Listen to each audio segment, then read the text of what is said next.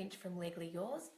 We're your legal marketplace, connecting you to fixed fee, client-focused, and most importantly, transparent lawyers.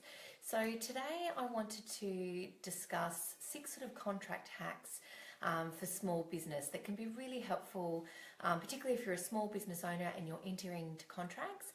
And these are just some little hints that we've got together with Fiona, our fixed fee commercial lawyer, that can really sort of help assist you either if you're entering into a contract or if you're looking at writing a contract. So just to be clear, a contract should always be a really clear legal document.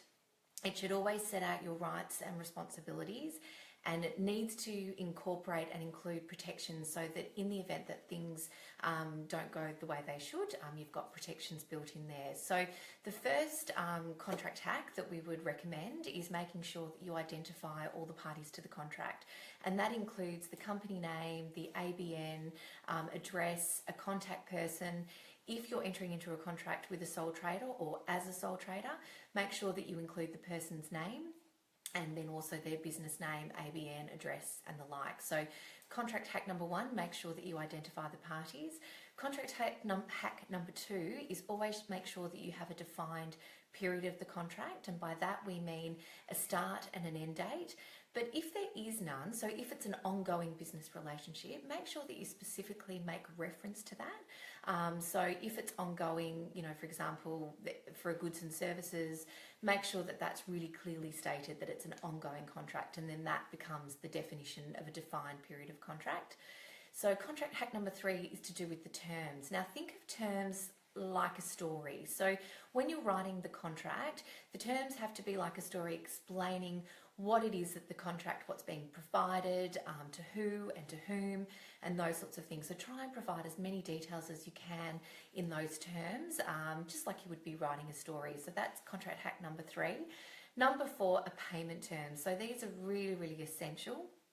So if you can, include the price or the method of calculating the costs of the payment, and exactly when payment should be made. So the more clear you are in relation to the payment terms within that contract, the less that can go wrong in relation to not being paid and those sorts of things. So that would be contract hack number 4.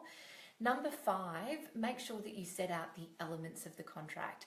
And by that we mean, an offer. So state clearly what the offer is by one party to the other.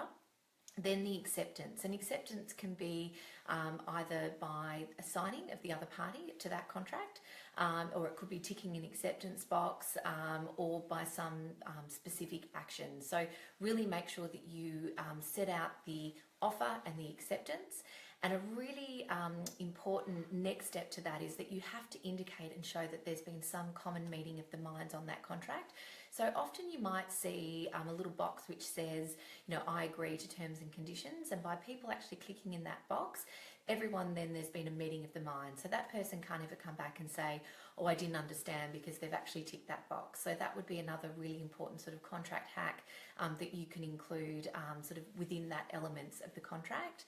And then number 6 would be dispute resolution. So if you've got an ongoing contractual relationship, Fiona recommends that you include a time frame for resolution if there's any sort of issues or any disputes, and also steps of what to do if there is a dispute. So when you're actually not in a dispute with the other side or with the other party to the contract, it's really easy to set these terms out. Obviously it's a lot more difficult once there's a dispute actually ongoing. So Fiona recommends that with that, put your dispute resolution in, put the time frame in, put any sort of steps of whether your first point of call is always mediation, and everyone agrees that that would be the first point of call to take if there was a contractual dispute. So that's really important too.